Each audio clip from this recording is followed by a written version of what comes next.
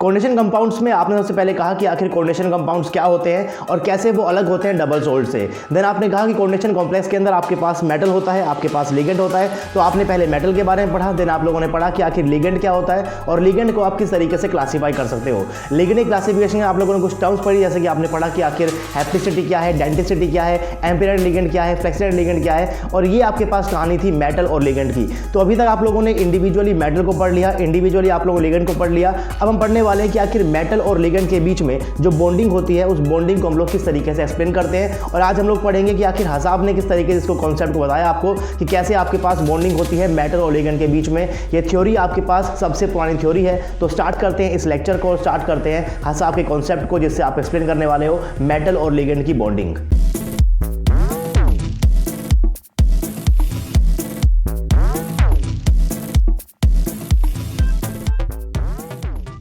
Hey guys, this is RJ and welcome to RJ Academy. So this is lecture number 7 of coordination compounds. I hope कि आपने starting के lectures देख लिए होंगे। अगर आप लोगों ने स्टार्टिंग से लेक्चर्स देखे हैं तो आई होप कि आपको ये चैप्टर समझ भी आ रहा होगा। अगर आपको समझ में आ रहा है तो प्लीज़ आप नीचे मुझे कमेंट बॉक्स में बताइएगा कि आपको ये सीक्वेंस कैसा लग रहा है और आपको क्या कोऑर्डिनेशन कंपाउंड जो मैं पढ़ा रहा हूँ ये आपको समझ भी आ रहा है कि आपको समझ में नहीं आ रहा है। आज हम लोग इसका लेक्चर नंबर 7 स्टार्ट करेंगे और आज हम लोग पढ़ेंगे कि मेटल और लिगेंड के बीच में जो आपके पास बॉन्डिंग होती है उस बॉन्डिंग को एक्सप्लेन करने के लिए आपके पास कौन कौन सी थ्योरीज है। उनमें से हम लोग आज पढ़ने वाले सिर्फ और सिर्फ एक ही थ्योरी जो कि आपके पास होती है हसाब कॉन्सेप्ट। तो इसके ऊपर हमारी डिटेल में चर्चा रहेगी, लेकिन स्टार्टिंग के लेक्चर्स देखना बहुत जरूरी रहेगा क्योंकि हम एक सीक्वेंस के अंदर पढ़ रहे हैं और आपको सीक्वेंस बिल्कुल भी ब्रेक नहीं करना है। अभी तक आप लोग पढ़ चुके हैं कि आपके पास जो कोऑर्डिनेशन कंपाउंड होता है इसके अंदर एक मेटल होता है, इसके अंदर एक लिगेंड होता है। तो अभी तक आप लोगों ने इंडिविजुअली मेटल को पढ़ लिया, इंडिविजुअली आप लोगों ने लिगेंड को पढ़ लिया। आज हम पढ़ने वाले हैं कि मेटल और लिगेंड के बीच में जो बॉन्डिंग होती है उस बॉन्डिंग को हम लोग केमिस्ट्री में किस तरीके से एक्सप्लेन करते हैं। तो जब बात आती है एक्सप्लेनेशन की तो सबसे पहले आपके पास एक कॉन्सेप्ट आया था, दैट इज हसाब कॉन्सेप्ट।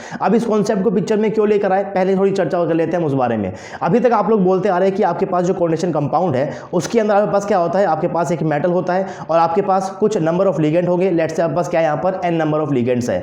तो जो आपके पास लिगेंड है ये क्या करेंगे भाई, मेटल को इलेक्ट्रॉन डोनेट करते हैं, यानी कि क्या करते हैं ये इलेक्ट्रॉन को देते हैं मेटल को। और आप लोग पढ़ चुके हो इनऑर्गेनिक केमिस्ट्री के अंदर ही कहीं ना कहीं कि आपके पास जो सब्सटेंस इलेक्ट्रॉन को डोनेट करता है that is what, that is known as Lewis base. Lewis ने एसिड और बेस को क्लासीफाई किया था, उससे पहले हालांकि आर्हेनियस ने भी किया था, ब्रोंस्टेड लोरी एसिड ने भी किया था, लेकिन अभी हम लोग जो कॉन्सेप्ट यूज करते हैं वो हम यूज करते हैं लुईस एसिड बेस्ड कॉन्सेप्ट, जिसके हिसाब से आप लोग क्या बोलते हो कि जो सब्सटेंस इलेक्ट्रॉन देता है that is known as Lewis base और जो सब्सटेंस इलेक्ट्रॉन लेता है that is known as what, that is known as Lewis acid. तो आपके पास कोऑर्डिनेशन कंपाउंड में भी कुछ ऐसी ही चीजें हो रही है। आपके पास यहां पर क्या हो रहा है, आपका जो इलेक्ट्रॉन है वो लिगेंड के कहां पर जाएगा, मेटल के पास जाएगा, यानी कि जो लिगेंड है वो क्या करता है, इलेक्ट्रॉन को डोनेट करता है। और अगर लिगेंड इलेक्ट्रॉन को डोनेट करता है या फिर लिगेंड इलेक्ट्रॉन को देता है तो हम इसे क्लासीफाई कर सकते हैं एज अ लुईस बेस, यानी कि लुईस के कॉन्सेप्ट के हिसाब से आपके पास लिगेंड क्या होगा, एक लुईस बेस की तरह काम करेगा। And in the same way आपके पास जो यहां पर मेटल है वो क्या कर रहा है, वो इलेक्ट्रॉन को एक्सेप्ट कर रहा है और अगर वो इलेक्ट्रॉन को एक्सेप्ट कर रहा है तो लुईस की साइंस में आपके पास मेटल सेंटर क्या बन जाएगा, यहां पर एक लुईस एसिड बन जाएगा। तो बेसिकली कोऑर्डिनेशन कॉम्प्लेक्स को हम लोग लुईस की साइंस के अंदर बोल सकते हैं कि ये आपके पास क्या है, एक एसिड बेस एडक्ट है, जहां पर जो बेस है, जो लिगेंड है वो इलेक्ट्रॉन दे रहा है, जो मेटल है वो यहां पर लुईस एसिड है और वो इलेक्ट्रॉन को एक्सेप्ट कर रहा है। तो हम यहां पर लुईस साइंस के अंदर कह सकते हैं कि आपके पास जो कोऑर्डिनेशन कॉम्प्लेक्स है that is none other than what, that is just Lewis acid base adduct. तो बेसिकली आपके पास जो हसाब कॉन्सेप्ट था जो आप पहले से पढ़ते हुए आए हो बहुत स्टार्टिंग से ही, जहां पर आप अलग अलग कोवलेंट कंपाउंड्स की स्टेबिलिटी को डिस्कस करते हो कि आपके पास जो हार्ड और सॉफ्ट एसिड बेस कैरेक्टर, यानी कि जो आपके पास हार्ड एसिड है वो जाएगा आपके पास हार्ड बेस के साथ, जो आपके पास सॉफ्ट एसिड है वो आपके पास जाएगा सॉफ्ट बेस के साथ। तो क्या हम उसी कॉन्सेप्ट को यहां पर भी अप्लाई कर सकते हैं? तो ऐसा नहीं है कि आपके पास इस रूल को आप यहां पर यूनिवर्सली अप्लाइड कर सकते हो, बट सबसे पहले हसाब कॉन्सेप्ट को ही कोऑर्डिनेशन कॉम्प्लेक्स के ऊपर लगाया गया था और सबसे पहले आपके पास जो थ्योरी थी that is what, that is HSAB theory, यानी कि hard soft acid base character को ही हमने इंप्लीफाई किया किसके ऊपर, सीधा के सीधा कोऑर्डिनेशन कॉम्प्लेक्स के ऊपर। So one of the most important and general explanation for the metal ligand bonding was given in the form of HSAB concept. तो ये आपके पास क्या है, सिर्फ और सिर्फ एक जनरल एक्सप्लेनेशन है, आप इसको यूनिवर्सली सारे कॉम्प्लेक्स के ऊपर यूज नहीं कर सकते हो। ये सबसे पहली थ्योरी थी, इसके बाद आपके पास बहुत सारी थ्योरीज और भी आएंगी, वर्नर की आएगी, वीबीटी आएगी, सीएफटी आएगी, तो वहां पर जाकर हम लोग सारे कॉम्प्लेक्स की स्टेबिलिटी को वहां पर डिस्कस करेंगे। लेकिन अभी हम लोग सिर्फ और सिर्फ कुछ जनरल बातें करेंगे कि कुछ जनरली हम लोग कुछ कॉम्प्लेक्स के अंदर स्टेबिलिटी ऑर्डर को डिफाइन कर सकते हैं with the help of HSAB concept. तो हसाब का मतलब क्या, आपके पास क्या होता है, है HSAB, this is known as hard soft acid base character. और आप इसको पढ़ते हो केमिकल बॉन्डिंग के अंदर भी कि आपके पास जो हार्ड एसिड होते हैं वो इंटरेक्ट करते हैं हार्ड बेस के साथ, जो आपके पास सॉफ्ट एसिड होते हैं वो इंटरेक्ट करते हैं सॉफ्ट बेस के साथ। तो वही concept, same to same concept हम लोग यहां पर लाकर लगाने वाले हैं मेटल और लिगेंड के ऊपर, क्योंकि अगर आप लोग यहां पर चेक करते हो अपने कोऑर्डिनेशन कॉम्प्लेक्स के अंदर, तो आपके पास यहां पर होता है एक मेटल, आपके पास यहां पर होता है लिगेंड, लिगेंड इलेक्ट्रॉन को देता है, तो लुईस की सेंस में आपके पास क्या बन जाएगा, एक लुईस बेस है, और जो मेटल है वो इलेक्ट्रॉन को लेता है, यानी कि टेक्स अप द इलेक्ट्रॉन, यानी कि आपके पास मेटल क्या है, एक लुईस का एसिड है। So coordination compound are generally named as acid base adduct, metal ligand bonding are acid base interaction in the Lewis sense. तो लुईस के हिसाब से आपके पास जो मेटल और लिगेंड के बीच में जो बॉन्डिंग हो रही है, this is what, this is basically N acid and base interaction. और आप लोग हसाब कॉन्सेप्ट के अंदर बोलते हो कि आपके पास जो हार्ड एसिड है वो जाएगा हार्ड बेस के साथ, और जो आपके पास सॉफ्ट एसिड है वो आपके पास जाने वाला है सॉफ्ट बेस के साथ। So the special utility of the hard soft acid base यानी कि HSAB idea is that soft acid preferentially bind with the soft bases and hard acid with the hard bases. अगर आपके पास hard acid है तो वो prefer करेगा bind करने के लिए विद हार्ड बेस, अगर आपके पास सॉफ्ट एसिड है तो वो प्रेफर करेगा बाइंड करने के लिए विद सॉफ्ट बेस। उसी रूल को हम लोग यहां पर भी अच्छे तरीके से अप्लाई करते हुए चलेंगे। So this rule largely empirical, that is based on observation, यानी कि बहुत सारे कॉम्प्लेक्स को उस टाइम के अंदर साइंटिस्ट ने ऑब्जर्व किया होगा। इट इज नॉट लाइक कि पहले रूल आया उसके बाद हम लोगों ने इसको कॉम्प्लेक्स के ऊपर लगाना स्टार्ट किया। पहले आपके पास बहुत सारे कॉम्प्लेक्स बन गए होंगे, उन कॉम्प्लेक्स की स्टेबिलिटी को बार बार ऑब्जर्व किया होगा, और ऑब्जर्वेशन करने के बाद ये बताया होगा कि भाई हम एक पर्टिकुलर क्लास के ऊपर, यानी कि जनरली हम लोग इस रूल को भी अप्लाई कर सकते हैं मेटल कॉम्प्लेक्स के ऊपर। So this rule largely empirical, that is based on observation, is useful for rationalising and predicting the relative stability of transition metal complexes and other compounds. तो चेक करते हैं कि आखिर इस रूल के हिसाब से आप किस तरीके से स्टेबिलिटी को डिस्कस करते हो फॉर द कॉम्प्लेक्स आयन। लेकिन मोटी बात यहां पर क्या है, मोटी बात यहां पर है कि आपके पास जो हार्ड एसिड है वो जाएगा हार्ड बेस के साथ, और जो सॉफ्ट एसिड है वो जाएगा सॉफ्ट बेस के साथ। यानी कि सबसे पहले आपको क्लासीफाई करना चाहिए कि आपके पास कौन कौन से मेटल सेंटर एज आप उसको क्लासीफाई करने वाले हो, एज हार्ड सेंटर और सॉफ्ट सेंटर, और किस तरीके से आप अपने लिगेंड को भी क्लासीफाई करने वाले हो as hard acids, hard ligands, और you can say the soft ligands. तो ये क्लासिफिकेशन आप ऑलरेडी पहले भी पढ़ चुके हो, थोड़ा डिटेल में पढ़ेंगे अब लोग हम यहाँ पर कि आखिर किस तरीके से आप यहाँ पर अपने लिगेंड्स को हार्ड और सॉफ्ट बोल सकते हो, और किस तरीके से आप यहाँ पर अपने मेटल सेंटर को भी हार्ड और सॉफ्ट बोल सकते हो। लेकिन सबसे इंपॉर्टेंट चीज कि जो आपके पास हार्ड एसिड होगा, यानी कि जो आपके पास यहाँ पर हार्ड मेटल सेंटर होगा, राइट, जो आपके पास क्या होगा, हार्ड मेटल सेंटर होगा, वो इंटरेक्ट करता है हार्ड बेस के साथ, यानी कि हार्ड लिगेंड के साथ, और जो आपके पास यहाँ पर सॉफ्ट मेटल सेंटर होगा वो इंटरेक्ट करने वाला है सॉफ्ट बेस, यानी कि सॉफ्ट लिगेंड के साथ। इस चीज को आपको हमेशा ध्यान में रखना है। तो चलिए चेक करते हैं कि आखिर हसाब कॉन्सेप्ट के हिसाब से आप एसिड्स को किस तरीके से क्लासीफाई कर सकते हो एज हार्ड एसिड्स और सॉफ्ट एसिड्स। और यहां पर मेरा मतलब क्या है एसिड कहने का, मेरा मतलब है कि मेटल सेंटर, क्योंकि मेटल सेंटर क्या करता है, इलेक्ट्रॉन्स को लेता है। तो जो चीज ले रही है इलेक्ट्रॉन को, जो एक्सेप्ट कर रही है, that is known as what, that is known as acids. तो चेक करते हैं कि आखिर किस तरीके से हम लोग हसाब कॉन्सेप्ट के बेस के ऊपर एसिड्स को यानी कि मेटल सेंटर्स को क्लासीफाई करते हैं। और इस क्लासिफिकेशन करने के लिए आपको जस्ट एक चीज का याद रखना है, और वो है आपकी चार्ज डेंसिटी। तो चार्ज डेंसिटी बेसिकली क्या होने वाली है, charge density is what, density का मतलब क्या होता है आपके पास, आप लोग पढ़ते हो डेंसिटी को, आपके पास क्या होती है, मास अपॉन में वॉल्यूम। तो वॉल्यूम आपके पास बेसिकली क्या है, रिलेट कर रहा है कि उसका साइज क्या होने वाला है। तो चार्ज डेंसिटी बेसिकली क्या होती है कि उसके ऊपर कितना चार्ज है डिवाइड बाय उसका साइज क्या है। So charge density is what, charge upon में साइज, चार्ज अपॉन में साइज। तो अगर आपके पास यहां पर चार्ज डेंसिटी ज्यादा होगी तो अकॉर्डिंग टू हसाब आप उस मेटल सेंटर को क्या बोलने वाले हो, आप उसे बोलोगे हार्ड। अगर आपके पास ये चार्ज डेंसिटी कम होगी तो आप उसे क्या बोलने वाले हो, सॉफ्ट। तो बेसिकली फोकस आपको रखना है कि चार्ज डेंसिटी आपके पास कब ज्यादा है और कब आपके पास कम है। फॉर्मूला आपके सामने है, that is charge density is equal to charge upon में साइज। तो चार्ज डेंसिटी ज्यादा कब होगी, जब आपके पास क्या हो जाए, चार्ज ज्यादा हो जाए या फिर साइज कम हो जाए। यानी कि अगर आपके लिगेंड का, आपके मेटल सेंटर का साइज कम है और चार्ज ज्यादा है उसके ऊपर, तो मैं उसे कैसे क्लासीफाई करूंगा, मैं उसे क्लासीफाई करने वाला हूं एज ए हार्ड सेंटर, यानी कि हार्ड मेटल आयन। तो हार्ड एसिड्स को जब मैं क्लासीफाई करूंगा तो मुझे बस ध्यान रखना है कि आपके पास वो जो मेटल सेंटर है वो आपके पास कैसा हो, वो आपके पास स्मॉल हो, कॉम्पैक्ट हो, और उसके ऊपर चार्ज क्या हो, ज्यादा हो, यानी कि साइज कम हो, साइज कम हो और चार्ज आपके पास क्या हो, यहां पर ज्यादा हो, यानी कि प्लस फ्यूजन स्टेट वाले, +4 वाले, वो बेसिकली कहां पर आपके पास आने वाले हैं, वो आपके पास आएंगे as a hard acid. And साथ में आपके पास जो हार्ड एसिड है वो क्या करने वाले हैं, वो इंटरेक्ट करेंगे हार्ड बेस के साथ। और हार्ड बेस क्या होंगे, जिसके ऊपर क्या हो, इलेक्ट्रॉन की डेंसिटी आपके पास क्या हो, ज्यादा हो। आगे देखेंगे इसको, यानी कि आपके पास जो हार्ड एसिड होते हैं वो बेसिकली क्या होते हैं, highly charge electron pair acceptor होते हैं। इस वाले पॉइंट को अभी समझ जाओगे जब हम लोग बेस को भी क्लासीफाई करेंगे एज हार्ड बेस और सॉफ्ट बेस, यानी कि जो आपके पास हार्ड एसिड होते हैं वो इंटरेक्ट करने वाले हैं हार्ड बेस के साथ। और हार्ड बेस कौन से होते हैं भाई, हार्ड बेस वही होंगे इसके ऊपर क्या होगा, हाईली चार्ज इलेक्ट्रॉन पेयर होंगे, यानी कि जिसके पास हाईली चार्ज इलेक्ट्रॉन पेयर होते हैं वो आपके पास होते हैं हार्ड बेस। और हार्ड एसिड बेसिकली इन्हीं से क्या करते हैं, इलेक्ट्रॉन को एक्सेप्ट करते हैं, तो आप हार्ड एसिड्स को बोल सकते हो this is highly charge electron pair acceptors. तो कुछ एग्जांपल्स मैंने यहां पर लिखे हुए हैं, जैसे कि जिनका साइज छोटा होता है, आप लोग बोल सकते हो कि आपके पास H प्लस क्या है, मेटा सेंटर है, इसका साइज छोटा है, लिथियम प्लस है, छोटा साइज है, Na प्लस छोटा साइज है, K प्लस छोटा साइज है, बेरिलियम का साइज छोटा होता है, Mg2 प्लस है, कैल्शियम 2 प्लस है, एल्यूमिनियम 3 प्लस है। या फिर आपके पास वो ट्रांजिशन मेटल्स जिनके ऊपर चार्ज ज्यादा है, भाई दो चीजें होनी चाहिए थी, या तो चार्ज ज्यादा हो या फिर साइज कम हो। तो अगर आपके पास साइज ज्यादा है तो उस केस में आपके पास जो चार्ज है वो ज्यादा होना चाहिए। जैसे आप बात करोगे यहाँ पर Fe की, तो Fe का 3 प्लस होना चाहिए, आपके पास यहाँ पर Ti क्या है 4 प्लस है, आपके पास Cr का यहाँ पर क्या है प्लस का 6 है, प्लस का 4 है, प्लस का 4 है, प्लस का 4 है, यानी कि या तो चार्ज ज्यादा हो या फिर साइज कम हो, तो मैं उसे कैटेगराइज कर दूंगा एज ए हार्ड एसिड्स। इस तरीके से आपको समझना है। तो आपके पास जो सॉफ्ट एसिड है वापस क्या हो जाएगा, बिल्कुल इसका अपोजिट, यानी कि इसका साइज क्या हो, ज्यादा हो, उसके अंदर जो इलेक्ट्रॉन डेंसिटी हो that is what, that is diffusible या फिर पोलराइजेबल हो। और ये बेसिकली आपके पास क्या होते हैं, less charge electron pair acceptor होते हैं, क्योंकि आपके पास जो सॉफ्ट एसिड होंगे वो इंटरेक्ट करने वाले हैं सॉफ्ट बेस के साथ। और सॉफ्ट बेस बेसिकली क्या होते हैं आपके पास, सॉफ्ट बेस आपके पास होते हैं पास क्या हो, लेस चार्ज इलेक्ट्रॉन हो देने के लिए। अब क्योंकि सॉफ्ट एसिड आपके पास क्या करते हैं, सॉफ्ट बेस से इलेक्ट्रॉन को लेते हैं, तो मैं इनको बोल सकता हूं कि ये वहां से इलेक्ट्रॉन लेंगे जिसके पास क्या होगा, लेस चार्ज इलेक्ट्रॉन्स उसके पास होने वाले हैं।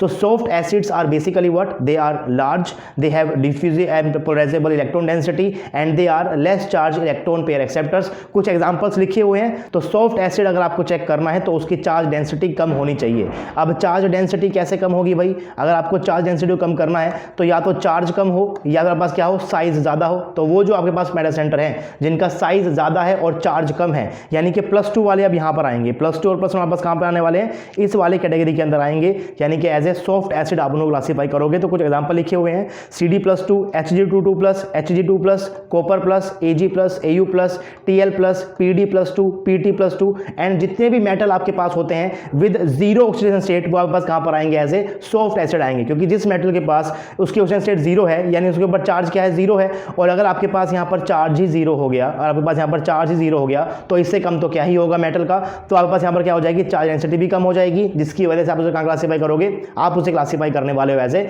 Soft acid. तो आपने यहाँ पर अब ये भी सीखा है कि किस तरीके से आप एसिड को क्लासीफाई करते हो एज हार्ड एसिड्स और सॉफ्ट एसिड्स। हार्ड एसिड्स वो एसिड होंगे जिनका साइज छोटा होगा, जिनके ऊपर चार्ज ज्यादा होगा और साइज कम होगा। सॉफ्ट कौन से होंगे, जिसका साइज ज्यादा है और चार्ज कम है, यानी कि +3 +4 वाले कहां पर आने वाले हैं, हार्ड में आएंगे। +1 +0 वाले कहां पर आने वाले हैं, आपके पास सॉफ्ट में आएंगे।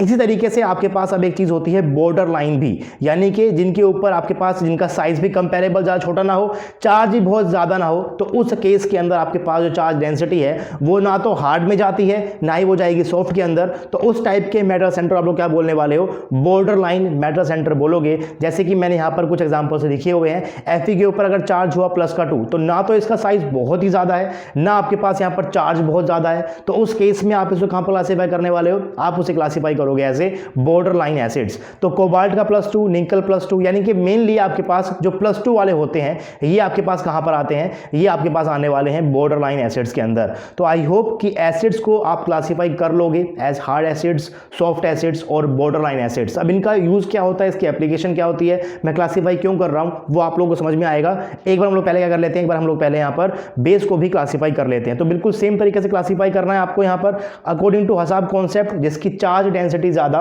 वो हार्ड बेस, जिसकी चार्ज डेंसिटी कम वो आपके पास सॉफ्ट बेस। और चार्ज डेंसिटी बेसिकली क्या होती है, charge density is equal to what, charge upon में साइज। तो अगर आपको यहां पर बात करनी है पहले हार्ड बेस की, तो हार्ड बेस के पास क्या होना चाहिए, पहले चार्ज डेंसिटी ज्यादा होनी चाहिए। और ये आपके पास ज्यादा कब होगी, जब आपके पास क्या हो जाए, चार्ज हो जाए ज्यादा, साइज हो जाए कम। यानी कि वो लिगेंड्स जिनके ऊपर चार्ज ज्यादा होता है, जिनका साइज कम होता है, वो आपके पास कहां पर आएंगे, एज ए हार्ड बेस के अंदर आप उसे क्लासीफाई करने वाले हो। यानी कि आपके पास हार्ड बेस कैसे होते हैं, ये आपके पास स्मॉल होते हैं, कॉम्पैक्ट होते हैं, और इनके पास क्या होते हैं, हाईली चार्ज इलेक्ट्रॉन डोनर्स होते हैं। यानी कि इनके पास जो इलेक्ट्रॉन होंगे वो उनके उनके ऊपर आपके पास क्या होगा, चार्ज बहुत ज़्यादा होगा और वो डोनेट करने के लिए बिल्कुल अच्छे तरीके से तैयार होते हैं। तो बेसिकली आपके जिन लिगेंड्स के अंदर आपके पास ज़्यादा इलेक्ट्रोनेगेटिव एटम्स होते हैं वो लिगेंड आपके पास बेसिकली कहाँ पर आने वाले हैं, हार्ड बेस के अंदर आने वाले हैं। मैं बस आपको ये चीज़ याद करने के लिए बोल रहा हूँ। जैसे कि आपके पास NH3 लिगेंड है, RNH2 है, H2O के पास O होता है, यहाँ पर पास क्या नाइट्रोजन है, देखिए नाइट्रोजन है, OH नेगेटिव में O है, राइट, O2 नेगेटिव है, फ्लोरीन आपके पास क्या होता है, मोस्ट इलेक्ट्रोनेगेटिव है, Cl नेगेटिव है, NO3 नेगेटिव है, ClO4 नेगेटिव है, SO4 नेगेटिव है, PO4 3 नेगेटिव है, एसीटेट का आपके पास जो आयन है ये सब आपके पास कहाँ पर आने वाले हैं, ये सब आपके पास आएंगे यहाँ पर हार्ड बेस के अंदर, क्योंकि यहाँ पर जो इनकी डोनर साइट है वो बेस आपके पास क्या होती है, हाईली इलेक्ट्रोनेगेटिव होती है। और अगर वो हाईली इलेक्ट्रोनेगेटिव है तो उनके ऊपर जो इलेक्ट्रॉन होगा that is what, that is highly charge electron donors. और ये किससे इंटरेक्ट करने वाले हैं, ये इंटरेक्ट करने वाले हैं अपने हार्ड एसिड से। और आप लोग हार्ड एसिड को देख चुके हो जिनका साइज क्या होता है आपके पास कम, चार्ज क्या होता है ज्यादा, वो क्या होते हैं आपके पास हार्ड एसिड्स होते हैं। तो ये जो लिगेंड है ये मेनली किससे इंटरेक्ट करने वाले हैं, ये इंटरेक्ट करने वाले हैं हार्ड एसिड से, राइट। उसके बाद आपके पास यहाँ पर होता है एक सॉफ्ट बेस भी। तो सॉफ्ट बेस बेसिकली आपके पास क्या होगा, जो लार्ज होंगे, जो डिफ्यूजिबल होंगे, पोलराइजेबल होंगे, या फिर उनके पास क्या हो, उनके पास हो डिफ्यूजिबल पाई बॉन्ड्स। तो उस टाइप के लिगेंड्स को मैं कैसे क्लासीफाई करूंगा, मैं उसको क्लासीफाई करने वाला हूं एज सॉफ्ट बेसिस। जैसे मैंने कुछ एग्जांपल लिखे हुए हैं, H नेगेटिव है आपके पास, लार्ज साइज होता है इसका, Ca नेगेटिव है, ट्रिपल बॉन्ड रहेगा आपके पास यहाँ पर, तो एक डिफ्यूजिबल पाई बॉन्ड है आपके पास, C2H4 डबल बॉन्ड रहेगा आपके पास यहाँ पर, CO है डबल बॉन्ड आपके पास यहाँ पर रहेगा, Pr3 इसका साइज ही बहुत बड़ा होता है, फॉस्फोरस का, आर्सेनिक का साइज बड़ा होता है, सल्फर का साइज बड़ा होता है। तो उस तरीके से मैंने यहाँ पर जो क्लासीफाई किया हुआ है कि जिनका साइज ज्यादा है, जिनका साइज ज्यादा है या फिर उसके पास क्या हो, डिफ्यूजिबल पाई बॉन्ड हो, तो उस केस में आपके पास वो लिगेंड कैसे काम करेंगे, वो लिगेंड आपके पास यहाँ पर काम करने वाले हैं एज ए सॉफ्ट बेस। और आपके पास जो हार्ड बेस है, आपके पास क्या होगा, साइज छोटा हो, कॉम्पैक्ट हो, और उसके पास क्या हो, जो आपके पास डोनर साइट है उसके वो पास कैसी हो, एक हाईली इलेक्ट्रोनेगेटिव एटम आपके पास वहां पर अटैच हो, जैसे कि ऑक्सीजन, नाइट्रोजन या फिर फ्लोरीन। तो उस तरीके से आई होप कि आप अब लिगेंड को देखकर ये क्लासीफाई कर पाओगे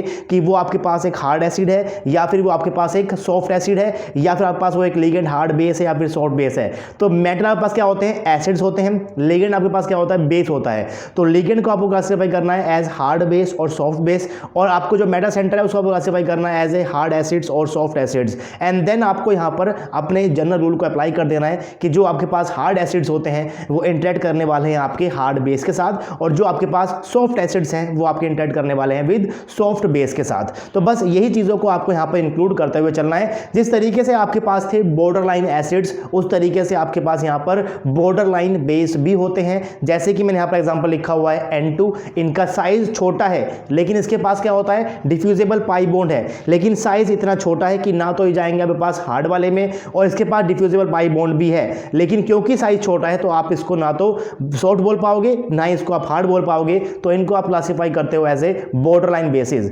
सिमिलरली पेरिडीन है, NO2 नेगेटिव है, SO32 नेगेटिव है, Br नेगेटिव है, ये आपके पास कैसे बेस होने वाले हैं, ये आपके पास होते हैं बॉर्डर लाइन बेसिस। तो हार्ड एसिड्स को हार्ड बेस के साथ, सॉफ्ट एसिड को सॉफ्ट बेस के साथ बस आपको इंटरेक्ट करना है और आपको चेक करनी है कि आपकी स्टेबिलिटी किस तरीके से आपके पास रहने वाली है। अब सबसे इंपॉर्टेंट चीज यहां पर यह है कि मैं कब से बोल रहा हूं कि आपके पास एक चीज होती है हार्ड, एक चीज होती है सॉफ्ट, लेकिन हार्ड और सॉफ्ट क्या एक रिलेटिव टर्म नहीं है। अगर कोई चीज आपके पास हार्ड है तो ऑफकोर्स वो किसी ना किसी से तो हार्ड होने वाली है। जैसे कि आप लोग बोलोगे कि विराट कोहली अच्छा बैट्समैन है, तो वो किससे अच्छा बैट्समैन है, आप रेफर भी करते हो, राइट। तो अच्छा हो, बुरा हो, हार्ड हो, सॉफ्ट हो, तो ये आपके पास क्या होती है, एक रिलेटिव टर्म होती है। आप हार्ड और बेस को किसी के रिस्पेक्ट में ही तो डिफाइन कर सकते हो। ऐसा तो नहीं है ना कि कोई भी लिगेंड हमेशा हार्ड ही रहेगा, वो किसी के रिस्पेक्ट में हार्ड है और किसी इसमें बस क्या रहने वाला है, वो सॉफ्ट रहने वाला है। तो बेसिकली आपके पास जो लिगेंड है उनका जो कैरेक्टर है, जो हार्ड कैरेक्टर और जो सॉफ्ट कैरेक्टर है, वो भी वेरी करता रहता है, डिपेंड करता है कि पहले से ही कॉम्प्लेक्स के अंदर क्या चीजें आई हुई हैं।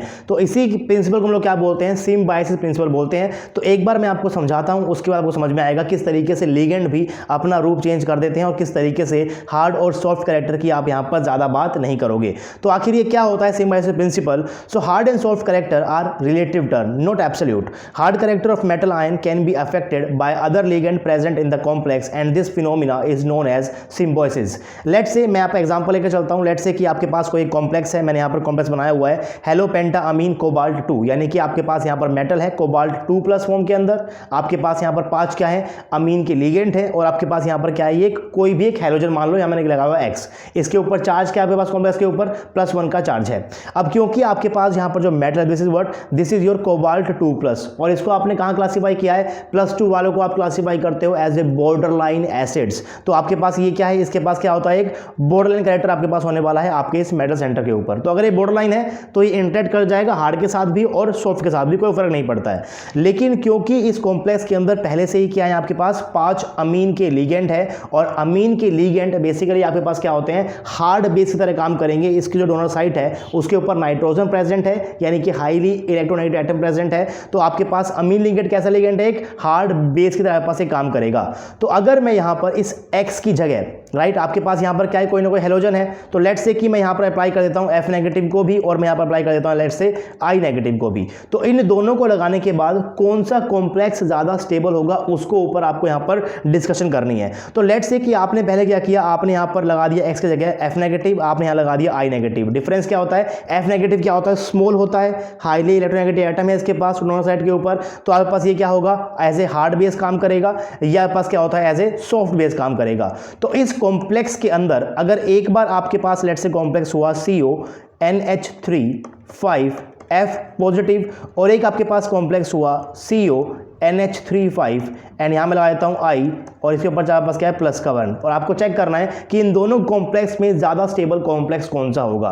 तो इस टाइप की स्टेबिलिटी ऑर्डर को चेक करने के लिए, जो कि आपके एग्जाम के अंदर आ भी चुकी है, पहले आने के चांसेस भी हैं, तो इस टाइप के कॉम्प्लेक्स के अंदर आपको स्टेबिलिटी चेक करनी है। तो आप ये चेक करो कि आपके मेटल के साथ पहले से किस टाइप के लिगेंड लगे हुए हैं। अगर मैं यहां पर बात करता हूं तो आपके पास यहां पर आप देखिए कि आपके पास ये रहा आपका मेटल, इसके पास पहले से क्या है, 5 लिगेंड है अमीन वाले, और ये आपके पास कैसे लिगेंड होते हैं, ये आपके पास होते हैं हार्ड।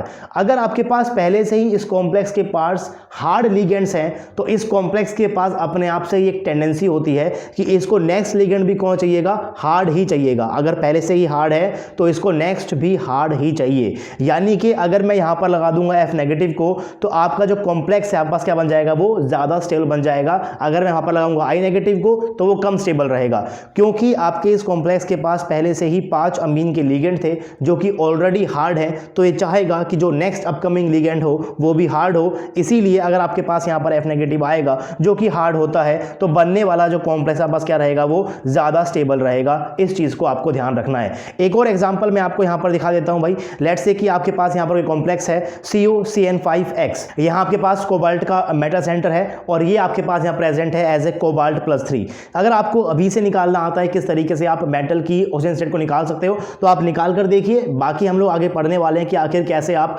मेटल की ऑक्सीजन स्टेट को निकालते हो, किस तरीके से। मैं यहां पर इसको बार बार +3 बोल रहा हूं, +2 बोल रहा हूं, उसको हम आगे जाकर निकालेंगे। बट अभी के लिए जो चीज मैं आपको समझा रहा हूं बस आप लोग उसी को समझते हुए चलिए। अगर आपके पास यहां पर कोबाल्ट का +3 है, मैंने आपको बताया था अगर चार्ज ज्यादा होता है तो चार्ज डेंसिटी ज्यादा होती है, और अगर चार्ज डेंसिटी ज्यादा है तो इसका कैरेक्टर कैसा होगा, हार्ड वाला कैरेक्टर होगा। यानी कि आपके पास यहां पर जो सेंटर है कोबाल्ट +3 का, ये आपके पास क्या है, एक हार्ड एसिड की तरह काम करता है। लेकिन इस कॉम्प्लेक्स में ऑलरेडी आपके पास क्या है, CN के 5 लिगेंड्स इसके अंदर अटैच किए हुए हैं। यानी कि आपके पास यहां पर जो CN है, ये आप लोग बोलते हैं पास यहां पर क्या होता है भाई, ट्रिपल बॉन्ड होता है। यानी कि आपके पास यहां पर क्या है, पाई बॉन्ड के अंदर आपको यहां पर डिफ्यूजिबिलिटी देखने को मिलेगी, और आपके पास एक ऐसा एग्जांपल होता है, this is example of your soft base. यानी कि आपके पास यहां पर जो CN है, ये आपके पास कैसा लिगेंड है, इसको आप कैसे कैटेगराइज करते हो, आप इसे कैटेगराइज करते हो एज ए सॉफ्ट बेस। तो इस पर्टिकुलर मेटल सेंटर के साथ ऑलरेडी 5 ऐसे लिगेंड लगे हुए थे जिनके पास क्या है, सॉफ्ट कैरेक्टर है।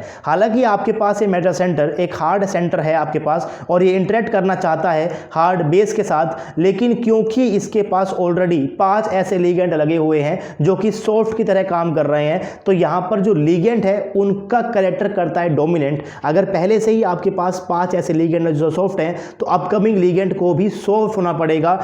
मतलब कि अगर आपके पास यहां पर ये सेंटर चाहे हार्ड हो, इसको यहां पर हार्ड बेस की जरूरत हो, लेकिन क्योंकि ऑलरेडी आपके पास यहां पर 5 सॉफ्ट बेस लगे हुए हैं, तो अपकमिंग बेस भी आपके पास कैसा होना चाहिए, सॉफ्ट ही होना चाहिए। तो अगर आपके पास यहां पर हेलोजेंस के अंदर ऑप्शन हुआ F नेगेटिव और I नेगेटिव में, तो आपको पता है कि F नेगेटिव बस क्या होता है, हार्ड होता है, this is what, this is soft. तो यहां पर जब मैं लगाऊंगा I नेगेटिव को, तो आपका जो कॉम्प्लेक्स है वो क्या बनने वाला है, ज्यादा स्टेबल बनने वाला है। तो आपको एक चीज पहले से पता होती है, वो आपको पता ये है कि अगर आपके पास हार्ड मेटल सेंटर है तो वो इंटरेक्ट करेगा आपके हार्ड बेस के साथ, अगर आपके पास सॉफ्ट मेटल सेंटर है तो वो इंटरेक्ट करेगा सॉफ्ट बेस के साथ। लेकिन एक चीज़ होती है, आप लोग कहते हो कि हार्ड और सॉफ्ट एक रिलेटिव टर्म होती है, तो कभी कभी आपके कॉम्प्लेक्स के अंदर आपको चेक करना होता है कि आपके पास जो पहले से ही लिगेंड लगे हुए हैं उनका कैरेक्टर क्या है। तो उनके कैरेक्टर के ऊपर डिपेंड करता है कि आपका जो अपकमिंग लिगेंड होगा वो किस कैरेक्टर का आपके पास होना चाहिए। और इसको हम लोग क्या बोलते हैं, इसको हम लोग बोलते हैं सिम्बायोसिस प्रिंसिपल। तो एक बार मैं इसकी स्टेटमेंट को आपके सामने दोबारा पढ़ देता हूं तो आपको यहां पर अब ये और भी अच्छे से क्लियर हो जाएगी।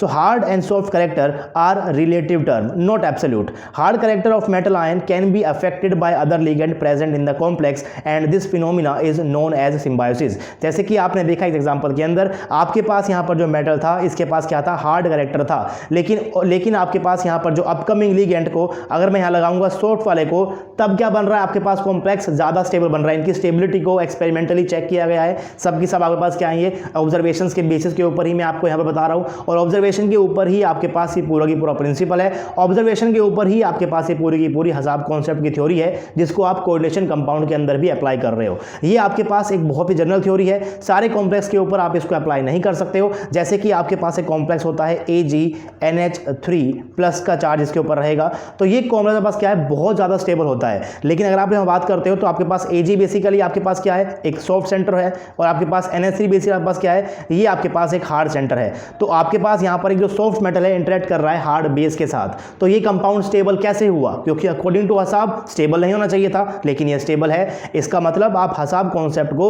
यूनिवर्सली अप्लाई नहीं कर सकते हो, इसकी बहुत सारी लिमिटेशंस है, और हम भी आगे जाकर इस कॉन्सेप्ट को ज्यादा यूज नहीं करने वाले हैं। हम यूज करने वाले हैं VBT का और CFT का, और मेनली हम लोग CFT का यूज करने वाले हैं, VBT का भी हम लोग यहां पर काफी कम यूज करेंगे। तो पुरानी थ्योरीज थी, ऑफ कोर्स इसकी लिमिटेशंस तो होंगी ही होंगी, और क्योंकि इसके अंदर लिमिटेशंस थी इसीलिए आपके पास क्या आई थी, फर्दर थ्योरीज भी आपके पास डेवलप्ड हुई थी। तो नेक्स्ट मैंने यहां पर लिखा हुआ है, hard species will tend to increase the hardness of the atom to which they are bonded and thus increase the tendency to attract more hard species. यानी कि ऊपर वाले एग्जांपल को यहां पर एक्सप्लेन किया गया है, जैसे कि आपके पास यहां पर जो लिगेंड है इसके पास क्या है, सॉफ्ट कैरेक्टर है, ये आपके पास कैसा है, हार्ड एसिड है। तो यहां पर जो सॉफ्ट लिगेंड होता है ये इसकी हार्डनेस को कम कर देगा, इसको कैसा कर देगा, सॉफ्ट ही कर देगा, ताकि आपके पास जो अपकमिंग लिगेंड आए ये भी आपके पास कैसा आए, सॉफ्ट ही लिगेंड आए। इसको आप रिवर्स वे के अंदर भी बोल सकते हैं, इसके पास यहां पर जो एग्जांपल था, इस एग्जांपल के अंदर आप देखिए यहां पर आपके पास क्या है, हार्ड बेस है, ये आपके पास कैसा है, एक बोल्डन कैरेक्टर है, और ये जो आपके पास यहां पर हार्ड बेस है ये इस मेटल सेंटर की हार्डनेस को इंक्रीज कर देगा और इसकी टेंडेंसी को इंक्रीज कर देगा, ताकि ये अपकमिंग लिगेंड भी आपके पास यहां पर हार्ड ही आए। इसीलिए जब यहां पर F नेगेटिव आ रहा था तो आपके पास ये कॉम्प्लेक्स क्या बन रहा था, ज्यादा स्टेबल बन रहा था। तो ऑब्जर्वेशन आपको ज्यादा स्टेबिलिटी वहां पर देखने को मिली, तो उस ऑब्जर्वेशन को बस एक्सप्लेन करना था, एक्सप्लेन करने के लिए ही आपके पास एक नया प्रिंसिपल आ गया, दैट इज सिम्बायोसिस प्रिंसिपल। तो पहले ऑब्जर्वेशंस होती है, बाद में उसको एक्सप्लेन करने के लिए आपकी पास ये थ्योरी होती है। तो आई होप कि आपको समझ में आ गया होगा कि आखिर मेरे कहने का मतलब क्या है इस पॉइंट के अंदर, that is hard species will tend to increase the hardness of the atom to which they are bonded and thus increase the tendency to attract more hard species. इसको आप वाइसा वर्सा भी बोल सकते हो कि आपके पास जो सॉफ्ट स्पीशीज है will tend to decrease the hardness of the atom to which they are bonded and thus decrease the tendency to attract, या फिर बोल सकते हो to increase the tendency to attract more soft species. जैसे कि अगर मैं यहां पर एग्जांपल की बात करता हूं तो आपके पास यहां पर एक सॉफ्ट स्पीशीज थी, तो ये जो सॉफ्ट स्पीशीज आपके पास है ये इस मेटल की जो हार्डनेस है उसको डिक्रीज कर देगी और इसकी टेंडेंसी को इंक्रीज करेगी कि आपके पास जो अपकमिंग लिगेंड आए वो आपके पास कैसा आने वाला है भाई, सॉफ्ट ही आने वाला है। तो चीजें पहले बन चुकी थी, एक्सपेरिमेंटली देखी जा चुकी थी, उसको एक्सप्लेन करने के लिए तो अब कोई भी इंसान कुछ भी बोल सकता है, वो लोग तो बोलकर चले गए, लेकिन आपको इसको पढ़ना तो पड़ेगा।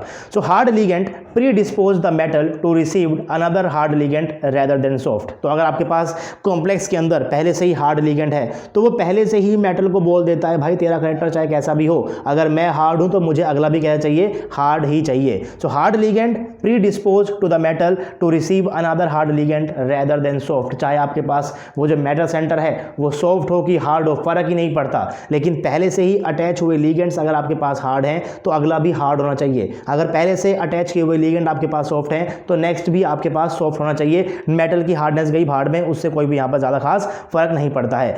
Other example of symbiosis include the ability of metal carbonyl to form hydride rather than fluoride. भाई आप इसको देखने वाले हो, आगे जाकर आपके पास बहुत सारे कॉम्प्लेक्स आने वाले हैं, तो जब भी आपके पास मेटल जो है जब बनाएंगे वो कार्बोनिल कंपाउंड बनाने वाले हैं, तो आप इसको पढ़ते हो ऑर्गेनोमेटेलिक कंपाउंड के अंदर भी कि आपके पास अगर इस टाइप का कोई कॉम्प्लेक्स है तो आपके पास यहाँ पर जो नेक्स्ट लिगेंड आपको देखने को मिलेगा दैट इज हाइड्राइड, यानी कि आपके पास जो हाइड्राइड्स हैं वो ज़्यादा स्टेबल होते हैं रेदर देन फ्लोराइड। यानी मैं यहाँ पर बात करता हूँ लेट्स से MoCO5 फ्लोराइड, इसके ऊपर चार्ज मान लो +2, इसके ऊपर चार्ज मान लो +2 है, तो इन दोनों में से आपके पास जो ज़्यादा स्टेबल होगा that is what, that is hydrides. ऐसा क्यों है भाई? क्योंकि आपके पास कार्बोनिल सेंटर बेसिकली क्या है, ये आपके पास एक सॉफ्ट बेस है, तो इसको जो नेक्स्ट लिगेंड यहाँ पर चाहिए वो भी इसको एक सॉफ्ट बेस ही चाहिए।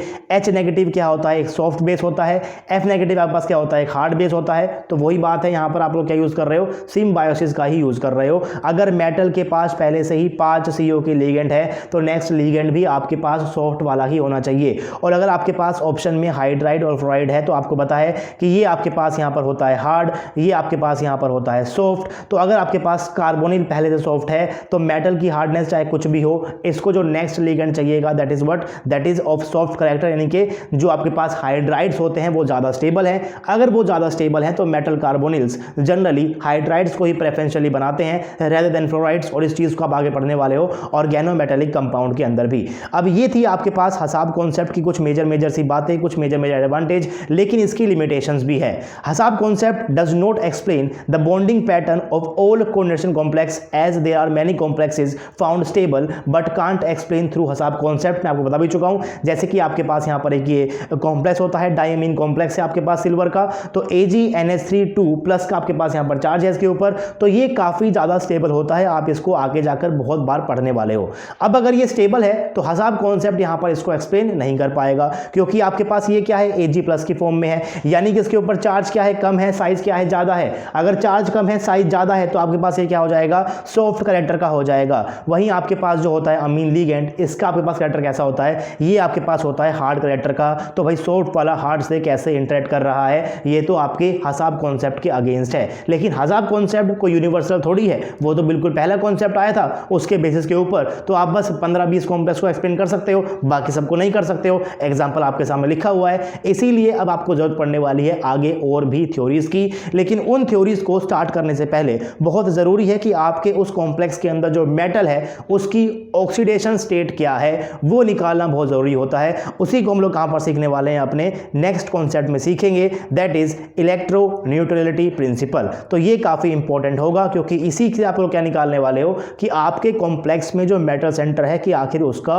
ऑक्सीडेशन स्टेट क्या है। अगर वो आप नहीं निकाल पाओगे तो फिर आपको इस चैप्टर के अंदर आगे जाकर बहुत ज्यादा दिक्कत होगी। आई होप कि आपको आज का लेक्चर समझ में आया होगा, यानी कि आपको हसाब कॉन्सेप्ट किस तरीके से आपको अप्लाई करना है कोऑर्डिनेशन कॉम्प्लेक्स के ऊपर, वो आपको समझ में आ गया होगा। सिंपल सा कॉम्प्लेक्स था, सिंपल सा कॉन्सेप्ट था कि हार्ड एसिड इंटरेक्ट करेंगे हार्ड बेस के साथ, सॉफ्ट वेपर इंटरेक्ट करते हैं सॉफ्ट के साथ। कैसे आप क्लासीफाई करते हो, आपको फोकस रखना है चार्ज डेंसिटी के ऊपर। अगर आपके पास चार्ज डेंसिटी ज्यादा, यानी कि चार्ज ज्यादा और साइज कम, तो आपके पास क्या हो जाएगा, ये हार्ड एसिड हो जाएगा। लेकिन अगर आपके पास चार्ज डेंसिटी कम, यानी कि चार्ज कम और साइज ज्यादा, तो आप उसे कैसे बोल दोगे, आप उसे बोल दोगे सॉफ्ट एसिड। ये सेम कॉन्सेप्ट आप अप्लाई कर देते हो बेसिस के ऊपर भी, लेकिन ध्यान रखिएगा कि आपके पास यहां पर बॉर्डर लाइन वाले भी होते हैं, तो उनको भी आपको यहां पर बिल्कुल भी इग्नोर नहीं करना है। जितने भी एग्जांपल्स मैंने आपके सामने यहां पर नोट्स के अंदर लिखे हुए हैं, ये एग्जांपल्स आपको हर वक्त याद होने चाहिए कि भाई आपके पास, अगर मैं आपको बोल देता हूं Cl नेगेटिव, तो आपको पता होना चाहिए आपके पास क्या है, एक हार्ड बेस है। आपको ये चीज पता होनी चाहिए, और इन कॉन्सेप्ट के ऊपर भी आपके पास क्वेश्चंस आपके एग्जाम के अंदर आते हैं।